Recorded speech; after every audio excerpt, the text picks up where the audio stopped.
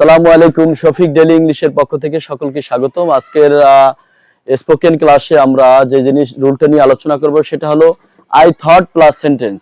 যেমন I thought আমি ভেবেছিলাম, তারপর একটা নতুন সেন্টেন্স আসবে। যেমন আই থট আমি ভেবেছিলাম ইউ আর বিজি দেন, তুমি তখন ব্যস্ত ছিলে। আই থট আমি ভেবেছিলাম ইউ নিডেড হেল্প, তোমার সাহায্য প্রয়োজন ছিল। আই থট আমি ভেবেছিলাম ইট ওয়াজ ট্রু, এটা সত্য ছিল। আই থট আমি ভেবেছিলাম ইট ওয়াজ আ জোক, এটা একটা তামাশা ছিল। এরকম আবার আই থট আমি ভেবেছিলাম দে উইল হেল্প মি, তারা আমাকে সাহায্য করবে।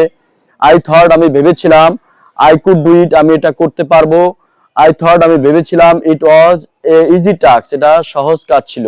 এভাবে আমরা আই থট দিয়ে আমি ভেবেছিলাম, এটা এরকম অনেক জিনিস আমরা দৈনন্দিন কাজে ব্যবহৃত করতে পারি। সো গাইস, আমি ভেবেছিলাম এই কাজটা অনেক কঠিন হবে, এর ইংরেজি কি হবে কমেন্ট বক্সে জানাবেন। So thank you very much.